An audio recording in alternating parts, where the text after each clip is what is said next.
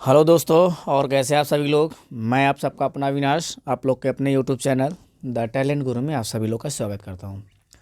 आशा करता हूं दोस्त आप सभी लोग अच्छे होंगे, मस्त होंगे, खुश होंगे, बिंदास होंगे और आप लोग की पढ़ाई भी बेहतर तरीके से चल रही होगी। जैसा कि आप सभी लोग जान रहे हैं कि हम लोग सीटेट के लिए कंटिन्यू क्लास हमारा चल रहा है। आज हमारा प्रैक्टिस सेट होने वाला, आज हमारा 17 जनवरी का पेपर है। ठीक है, जो ऑनलाइन पेपर हुए हैं उसका हम क्या कर रहे हैं, प्रीवियस ईयर क्वेश्चनों को क्या कर रहे हैं, प्रैक्टिस कर रहे हैं।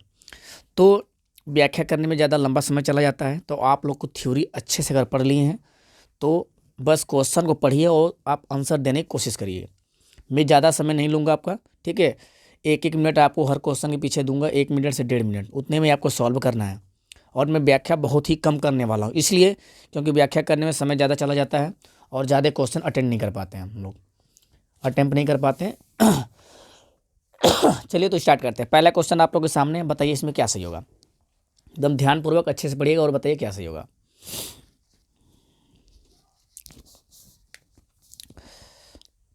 दिख रहा है, बालकों के व्यक्तिगत विकास के बारे में पूछ रहा है आपसे।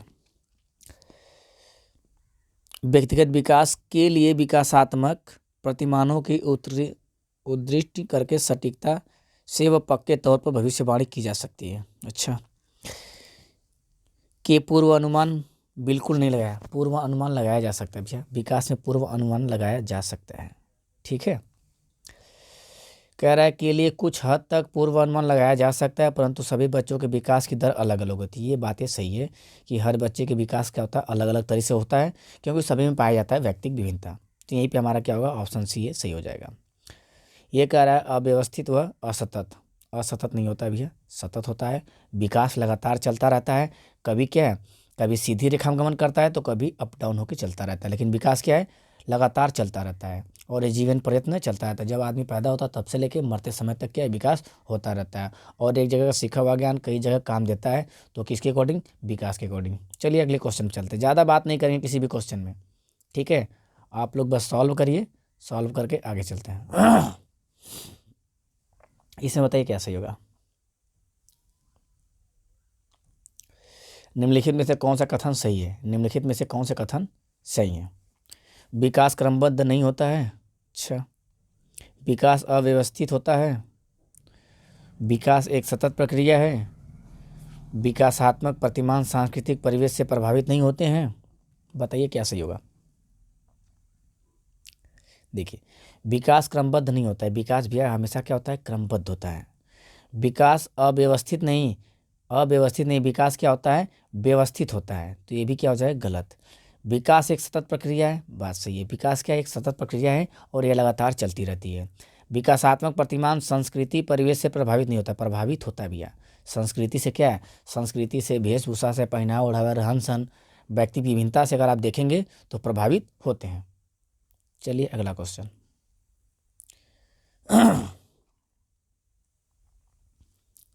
बच्चे अपने समाज के बारे में ज्ञान, रहने के कौशल, मूल्य, रीतियाँ किससे सीखते हैं।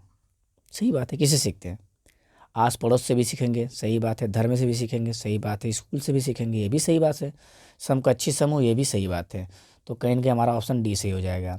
अगर यहाँ पे ये चीज़ तो यहाँ पे क्या होगा, हमारा डी सही हो जाएगा।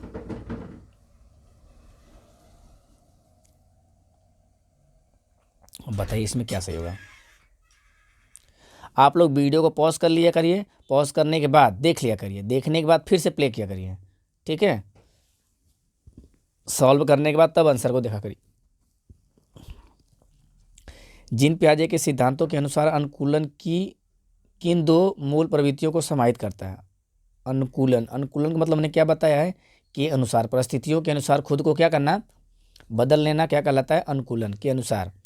समायोजन, समायोजन और समावेशन।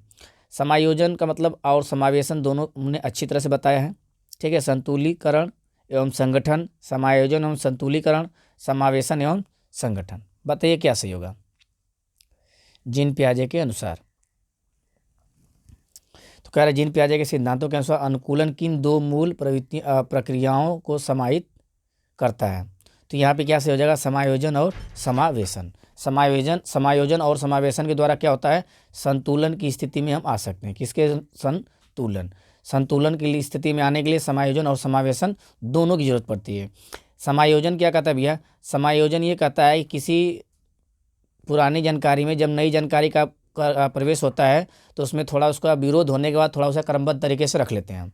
और समावेशन क्या होता है? बिना अंतर किए क्या है? एक जानकारी में दूसरी जानकारी को बिना अंतर किए हुए क्या करना? मिला देना समावेशन होता है। और एक जानकारी में दूसरी जानकारी को विरोधाभास होने पर थोड़ा सा व्यवस्थित क्रम में करके क्या करना? समाहित कर लेना क्या कहलाता है? समायोजन। चलिए अगले क्वेश्चन पे।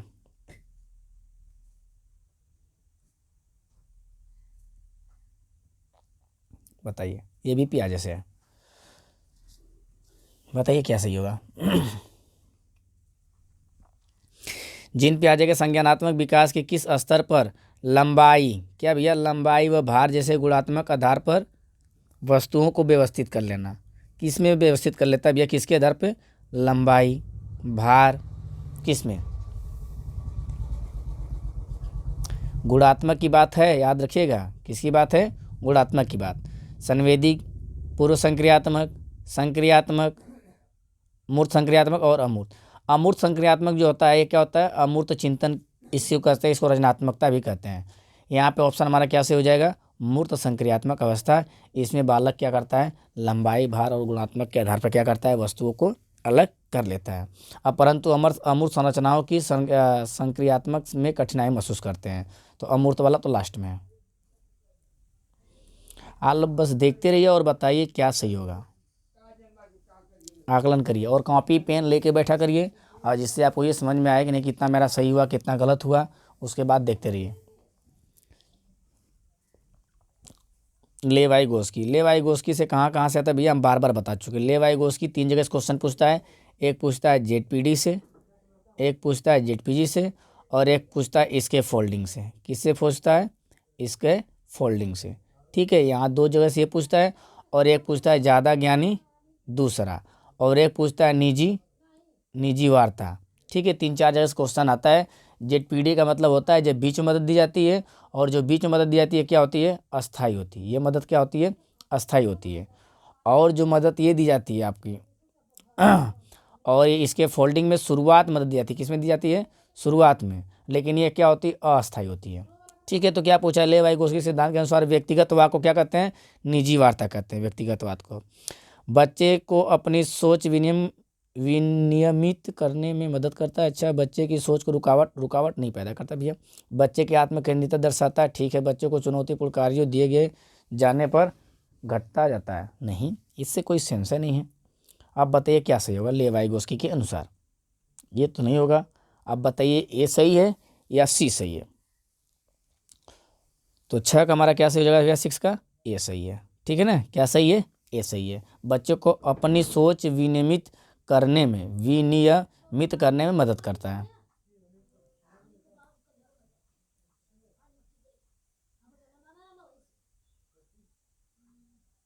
अब बताइए इसमें क्या सही है?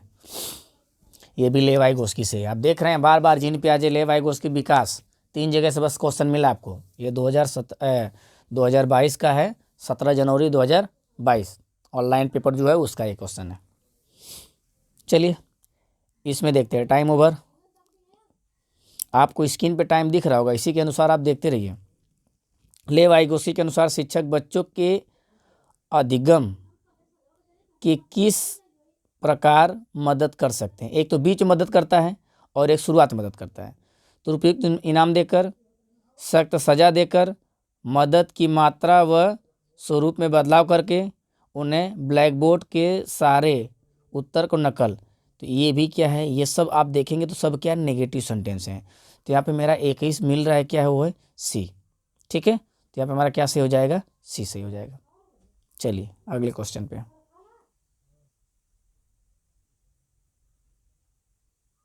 अब बताइए इसमें क्या सही है? ये देखिए भैया, लॉरेंस कोहलबर्ग से क्वेश्चन है। बार बार मैं बता रहा हूँ, जीन पियाजे, Vygotsky, Lawrence Kohlberg, Howard Gardner, इन्हीं चारों को ध्यान में रखिए। और विकास की अवस्थाएं और विकास क्या होता है, फिर व्यक्तिगत विभिन्नता, प्रगतिशील शिक्षा, यहीं से बार बार आपका क्वेश्चन बन रहा है। पूजा अपनी दोस्त को कहती है कि हमें कक्षा के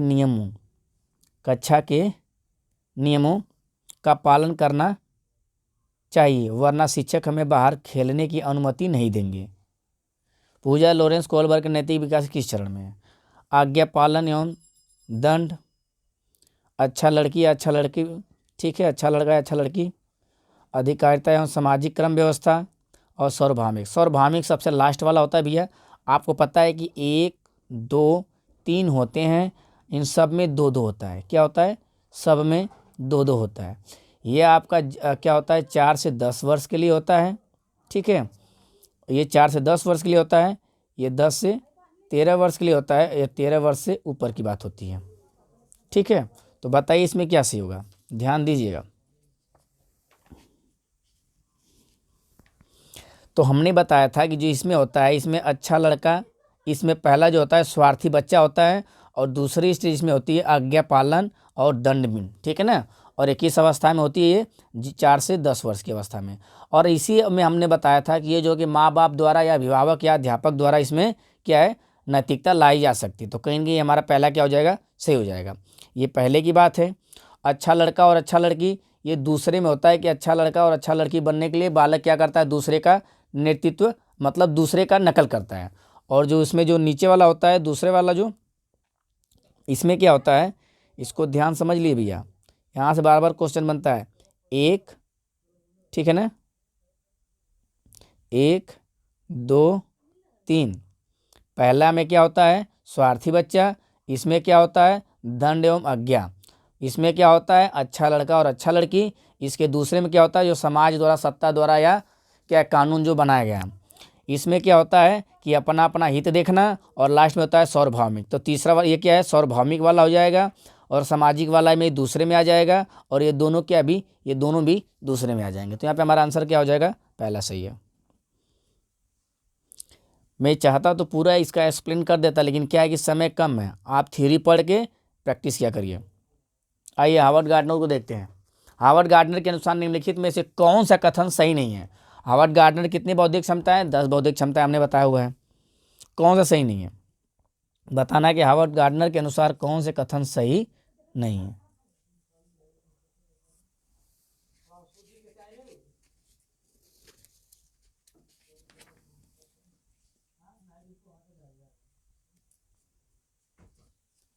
चलिए, इसमें हमारा क्या सही हो जाएगा। ये कह रहा है कि बुद्धिमत्ता एक स्थिर तथा अस्थायी विशिष्टता है।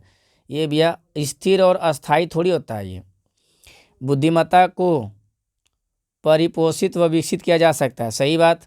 बुद्धिमत्ता किसी एक सामान्य खंड से हावी नहीं होती, परंतु अच्छा, ये कह रहा है बुद्धिमत्ता किसी एक सामान्य खंड से हावी नहीं होती, अपितु कई प्रकार से होती है, सही बात है। संवेग चारों तरफ से हावी होते हैं। बुद्धिमत्ता को एकाकी आयाम से संबद्ध नहीं किया जा सकता, ये भी बात सही है। तो एक ही ऑप्शन हमारा ये क्या दिख रहा है, गलत। और जब ये गलत है तो यही क्या हो जाएगा, क्वेश्चन के हिसाब से सही हो जाएगा, ठीक है। आइए अगले क्वेश्चन की तरफ चलते हैं। बाल केंद्रित शिक्षा हमने बहुत बार बताया आपको, ये गलत नहीं होना चाहिए।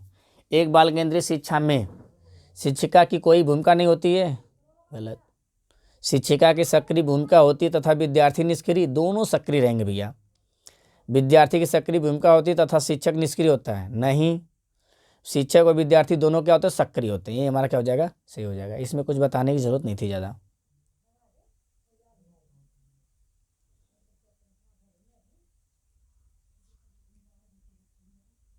इसको अच्छे से जरा पढ़िए, तो पढ़ना स्टार्ट करिए क्वेश्चन को।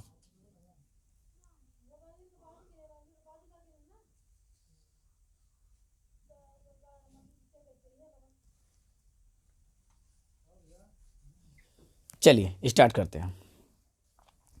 एक है कक्षा में लड़के गणित व विज्ञान में लड़कियों से बेहतर प्रदर्शन करने की क्षमता रखते हैं, ऐसी कोई बात नहीं है।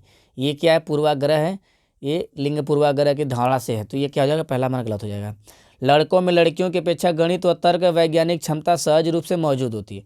लड़कों में लड़कियों की अपेक्षा गणित, ये भी कहीं ना कहीं क्या कर रहा है, लैंगिक भेदभाव कर रहा है। ये भी लैंगिक भेदभाव, जहाँ पे दोनों मेरा आंसर गलत रहेगा वही क्या हो जाएगा, सही हो जाएगा। तो यहाँ पे हमारा डी क्या है, सही है, जिसमें ए और आर दोनों क्या है, गलत है।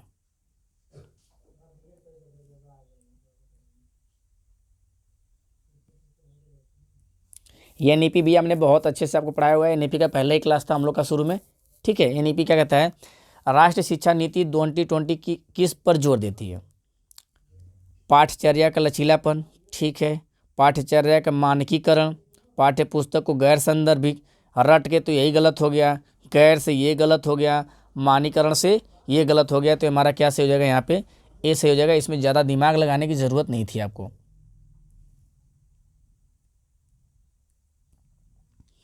मूल्यांकन का केंद्र कौन होता है भैया? बालक। चलिए ध्यान दीजिए, मूल्यांकन हम किस लिए करते हैं? मूल्यांकन हम किस लिए करते हैं? कह रहे मूल्यांकन का केंद्र क्या होना चाहिए? अधिगमकर्ता क्या नहीं कर सकता, इसका चित्रण करना। अच्छा, कक्षा के दूसरे बच्चों की तुलना कभी नहीं करना है, हमने बार बार बताया आपको। मानक वर्ग में बच्चों की लेबलिंग नहीं देना है, कभी आपको क्या करना है? अधिगमकर्ता क्या और कैसे सीख रहा है, इसका वर्णन करना। हमने बताया था कि मूल्यांकन करने का मेरा उद्देश्य यही होता है कि इस बात को जानना कि बच्चे को जिस चीज़ के लिए हम पढ़ाएं उसकी पूर्ति कहाँ तक हुई है, ये जानने के लिए हम क्या करते हैं? मूल्यांकन। तो कहीं ना कहीं वो चीज़ कहाँ मिल रहा है हमको? डी में मिल रहा है, ठीक है। हमको ये कारणों का पता लगाना होता है कि जो मैंने सिखाया बच्चे कहाँ तक सीख पाएँ, और नहीं सीख पाएँ तो क्यों नहीं सीख पाएँ। इसी बात का पता लगाने के लिए क्या करते हैं हम? मूल्यांकन करते हैं। मूल्यांकन दो तरह से होता है, एक होता है सतत मूल्यांकन और एक होता है व्यापक मूल्यांकन, ठीक है। अजी आगे, निम्नलिखित में से कौन सा विकल्प एक सामाजिक रचनावादी कक्षा कक्ष जिसमें बच्चों की व्यक्तिगत जरूरतों का ध्यान रखा जाता है की व्याख्या करता है? जहाँ भी व्यक्तिगत रूप से बच्चों की ज़रूरतों का ध्यान रखा जाएगा, कहीं ना कहीं वो बाल केंद्रित वाली होगी, या बालक को करके सीखने पे क्या करेगा? जोर देगा। बैठने की तय व्यवस्था, कोई मतलब नहीं भाई साहब, यहाँ से कोई मतलब नहीं। शिक्षा का केवल निर्देश, ये केवल से गलत हो गया। बच्चों द्वारा तथ्यों का स्मरण, ये स्मरण से गलत हो गया।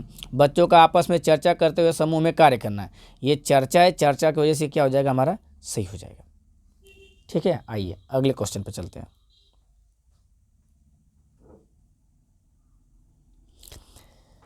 पढ़िए क्वेश्चन, पढ़िए भैया क्वेश्चन पढ़िए जल्दी से।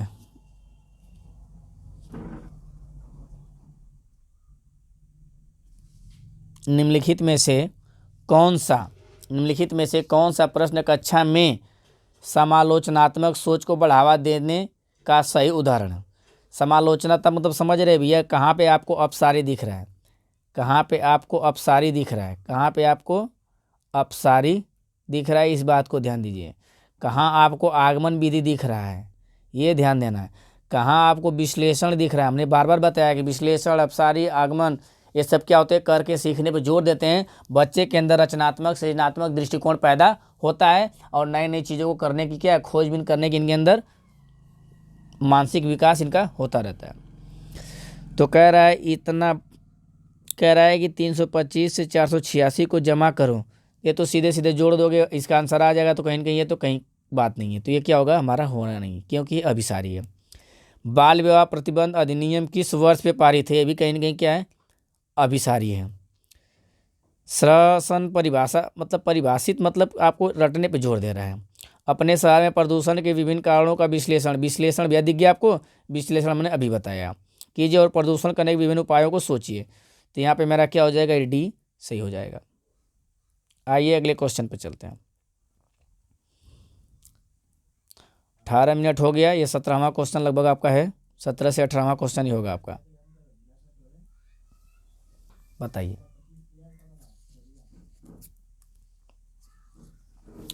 सांस्कृतिक रूप से विविध विद्यार्थियों वाली कक्षा में एक शिक्षक को निम्नलिखित में से किससे बचना चाहिए? आप विविध मतलब समझ रहे हैं, कहीं ना कहीं समावेशी का सेंस दे रहा है। कहीं ना कहीं क्या बताना चाह रहा है भैया आपको? समावेशी। कहीं ना कहीं ये क्या बताना चाहता है? समावेशी। आपको पता है समावेशी शिक्षा में क्या होता है कि व्यक्ति की विभिन्नता पाई जाती है, लेकिन आपको हमेशा क्या करना है? व्यक्ति विभिन्नता का सम्मान करना है। चर्चा में विविध संस्कृतियों के उदाहरण लाना, ठीक है, अच्छी बात है। विविध संस्कृतियों का उदाहरण लाना। प्रभावी संस्कृति के लिए प्रयुक्त पाठ्यक्रम और शिक्षण शैली विकसित करना। अच्छा। विद्यार्थियों को अपनी संस्कृति की अनूठी विशेषताओं को साझा करने के लिए प्रोत्साहित करना। अनूठी। अच्छा। विद्यार्थियों के बीच सम्मान और स्वीकृति की संस्कृति को बढ़ावा देना। ये कह रहा है बचना चाहिए। सांस्कृतिक रूप से विविध विद्यार्थियों वाली कक्षा में एक शिक्षक को निम्नलिखित में से किससे बचना चाहिए? ये कह रहा चर्चा में शामिल करना, सही है। ये कह रहा प्रभावित संस्कृति के लिए उपयुक्त पाठ्यक्रम और शिक्षण शैली विकसित करना। शिक्षण शैली यही कहीं ना कहीं हमको नेगेटिव लग रहा है, क्योंकि पाठ्यक्रम और शिक्षण शैली विकसित करना। प्रभावी, प्रभावी मतलब समझ रहे हैं, कहीं ना कहीं बल दे रहा है। हमने बताया जिस ऑप्शन में बल देगा वो क्या होगा, नेगेटिव। एक है विद्यार्थियों की अपनी संस्कृति, जब बालक की अपनी संस्कृति की अनुचित विशेषताओं को साझा करने के लिए प्रोत्साहित करना, मतलब उनकी जो संस्कृति है, मतलब जो उनकी मातृभाषा है उसके अकॉर्डिंग अपनी बात व्यवहार करेंगे तो वहाँ ज़्यादा सीख पाएंगे, तो कहीं ना कहीं ये भी हमारा सही है। विद्यार्थियों के बीच क्या करना, सम्मान और स्वीकृति को, संस्कृति को बढ़ावा देना, ये भी क्या सही है। एक ही ऑप्शन हमारा ये गलत लग रहा है और ये वाला हमारा क्या हो जाएगा, सही हो जाएगा। आइए अगले क्वेश्चन की तरफ चलते हैं। अब बताइए इसमें क्या सही होगा। गतिक दिव्यांगना वाले विद्यार्थी का सफल समावेशन सुनिश्चित करने के लिए निम्न में से किससे बचना महत्वपूर्ण है। कहा गतिक दिव्यांगता वाले विद्यार्थी को सफल समावेशन सुनिश्चित करने के लिए निम्न में से किससे बचना महत्वपूर्ण। ठीक है, देखते हैं। अच्छा क्वेश्चन है, थोड़ा दिमाग लगाइएगा यहाँ पे आप लोग, ठीक है।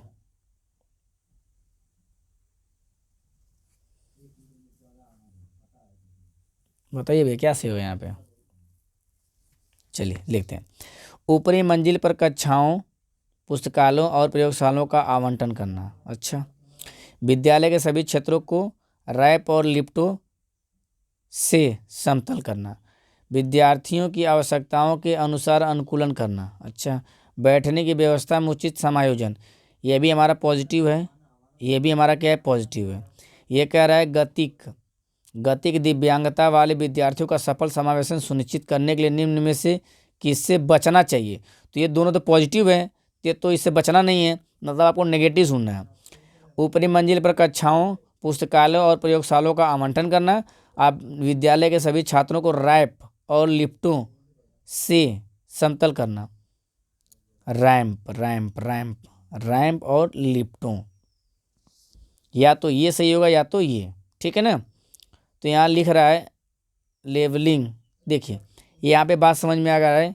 लिफ्टों, यहाँ पे देखिए लेवल की बात कर रहा है, levelling of areas of school with ramp and lifting, ठीक है। तो कहीं ना कहीं ये हमारा सही होगा। अंग्रेजी में देखिए, इंग्लिश वाले में आप देखेंगे तो आपको समझ में आएगा। ये क्या कर रहा है, लेबल देने की बात कर रहा है। क्या करने की बात कर रहा है, लेबल देने की बात कर रहा है, इसलिए क्या है ये नेगेटिव, तो ये हमारा क्या हो जाएगा, सही, ठीक है ना।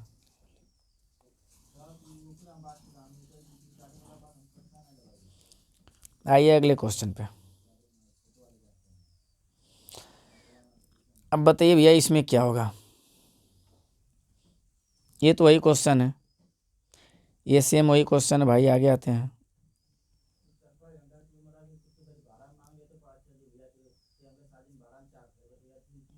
ये तो कोई बता देगा। निम्नलिखित में से कौन से सृजनात्मक विद्यार्थी की पहचान संबंधित नहीं है। आप देखना कौन सा सृजनात्मक से नहीं है। आपको दिख रहा है साफ साफ क्या, अभिसारी, ठीक है। आपको विचारों को सोचने की अनुमति नहीं देता है।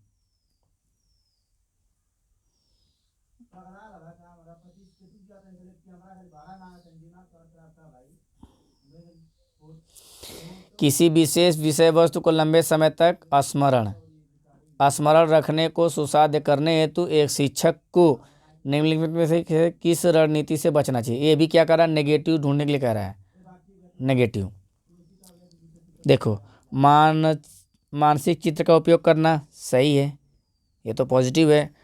असंबद्ध शब्द प्रस्तुत करना, अच्छा। संगठनात्मक चार्ट बनाना, ठीक है। स्मृति सहायक विधियाँ लागू करना, बहुत अच्छा क्वेश्चन। भैया बताइए क्या सही होगा यहाँ पे, जल्दी बताइए, ठीक है।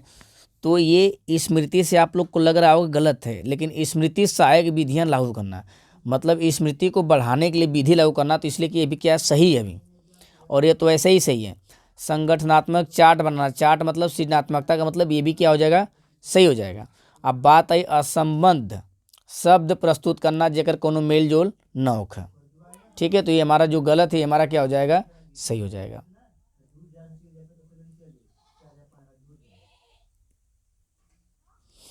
चलिए इसमें बताइए क्या सही होगा। ध्यान से अच्छे से पढ़ा करिए क्वेश्चन को भैया, बताइए कैसे होगा। ये कह रहा है जब सीखी जाने वाली सामग्री हो तो विद्यार्थी बेहतर सीखते हैं। विद्यार्थी कब बेहतर सीखेंगे? जब बच्चे के पूर्व ज्ञान सिखाया जाएगा या उससे जुड़ी हुई कोई बात होगी तब। तो जटिल और व्यापक नहीं है तो कहीं जुड़ा ही नहीं है। मौजूदा ज्ञान से जुड़ी हुई हो, ठीक है, ये बात सही लग रही है। अव्यवस्थित तो भैया ये भी गलत हो जाएगा।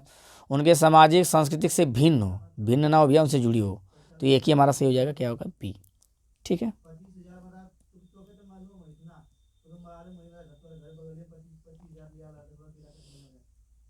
अब बताइए निम्नलिखित में से कौन सा कारक शैक्षणिक उपलब्धियों में विद्यार्थियों की विफलता में योगदान देता है? योगदान देता है विफलता में, मतलब किस वजह से बच्चे फेल होते हैं? अनुभवनात्मक शिक्षण, ठीक है, गैर पारंपरिक पाठ्यक्रम, समावेशी दर्शन, शिक्षा केंद्रित शिक्षा शास्त्र। बताइए इसमें नेगेटिव आपको ढूंढना भी है तो नेगेटिव साफ साफ आपको दिख रहा है, लिखा है क्या? गैर पारंपरिक पाठ्यक्रम। ज़्यादा सोचने विचारने की जरूरत नहीं है।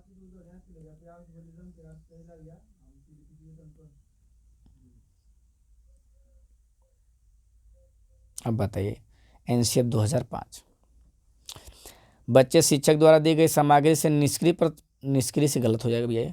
बच्चे में अधिगम को विनियमित करने की क्षमता नहीं होती है। अच्छा, बच्चे रटने, गलत। बच्चे ज्ञान के निर्माण में सक्रिय भूमिका निभाते हैं, तो ये हमारा क्या हो जाएगा? डी यहाँ पे हमारा सही हो जाएगा। ठीक है,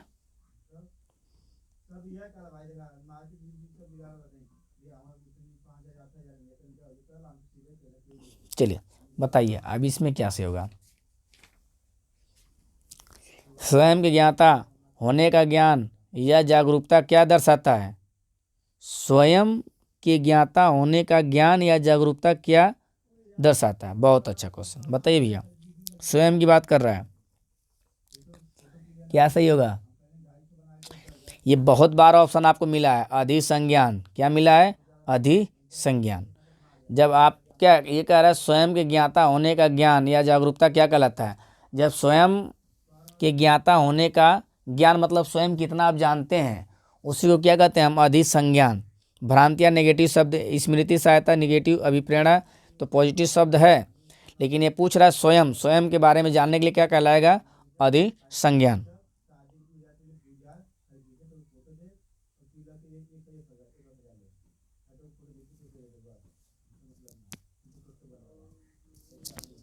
बताइए भैया क्या होगा यहाँ पे?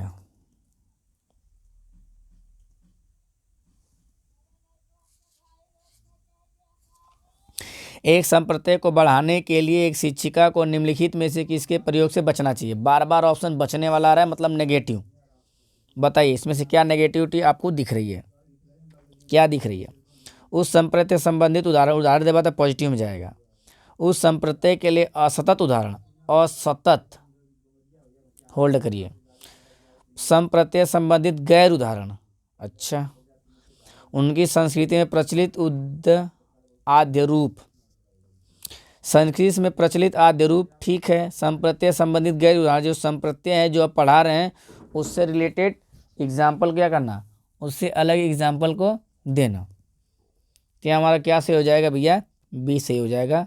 उस संप्रत्यय के लिए असतत उदाहरण। एक संप्रत्यय को पढ़ने के लिए एक शिक्षिका को निम्नलिखित में से किसका, ठीक है, सही है। अब बताइए यहाँ पे क्या सही होगा?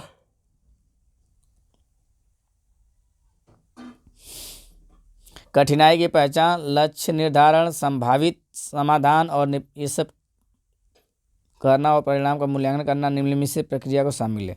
कहीं ना कहीं ये समस्या समाधान की बात करेगा, इसमें कुछ है नहीं, ये हमारा डी सही हो जाएगा। क्या? सी। इसमें कुछ सोचने वाली बातें नहीं थी, समस्या समाधान, ये तो कोई कर लेता है इस क्वेश्चन को, आसान था। अब बताइए इसमें क्या है?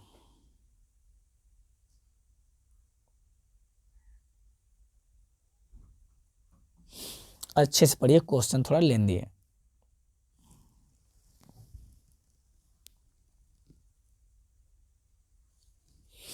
ये कह रहा शिक्षण अधिगम प्रक्रिया में भ्रांतियों की खोज और चर्चा करना सार्थक है, सही बात है।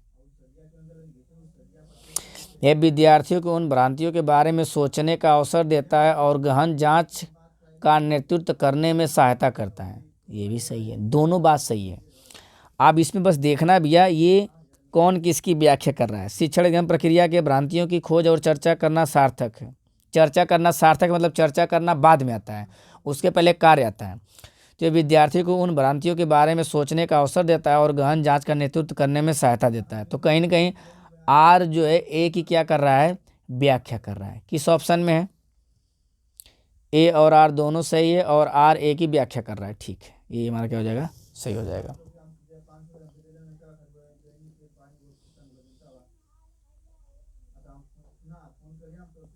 विद्यार्थियों को बोरियत महसूस होने की संभावना, जब उनकी रुचि नहीं होगी, जब उनके पूर्व ज्ञान से आप जोड़ के नहीं पढ़ाएंगे, जब उनको चीज़ें नहीं समझ में आएगी, तब क्या उन्हें फील होता है, बोरियत फील होता है।